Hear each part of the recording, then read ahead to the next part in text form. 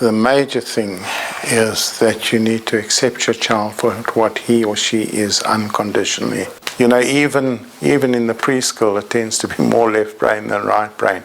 But you are right. The secret to nursery school teaching is children must learn through play, not through formal work. We do change as we go along. They will have a different environment to work in. But I'm sure if you keep solid boundaries and values, because values never change. So it's a matter of emphasizing values, and with the technology, then they're not going to have a different personality from what we would have had 30, 40 years ago. And the family should have family values that are universal and that are perpetual. A child must experience education as a pleasure, not as a threat. And I was referring to neuro-linguistic programming. Neuro, the brain, linguistics, language or words, and programming, conditioning.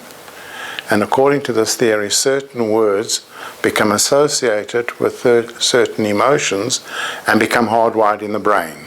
Let's test that out. If I say these words to you, hijacking, murder, ESCOM, negative emotions come to you. If I say these words, seaside, holiday, for ladies, wedding rings, for the men, money, positive emotions come to you. Now, the human being, child and adult, we want to associate ourselves with the emotions that cause us pleasure and dissociate ourselves with emotions that cause pain.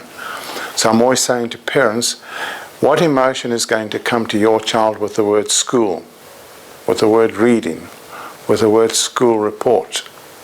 And I told the story when my 4-year-old daughter brought home her first nursery school report. Even though I was in education and psychology, I'd never actually seen a nursery school report before. And I didn't realize how full of jargon they are and how long those reports are.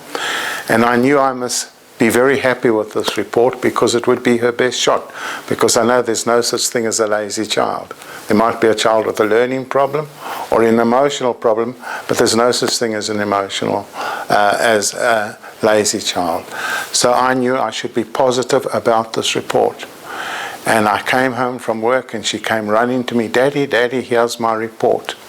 And I took it and I started to read and read and read, and I was trying to figure out this terminology like sensory motor perception and visual discrimination. And then I happened to glance down and my daughter's face had gone pale and she was shaking. And I realized what had happened. I was looking so serious about this report, she thought there must be something terrible news in it. And I learned my lesson from that. After that, when she would bring a school report, I'd take and I'd say, Heather, what a wonderful report. Your daddy's very proud of this report. And she would smile and go and play with her sister. And then I'd take the report to my study and weep silently over the details.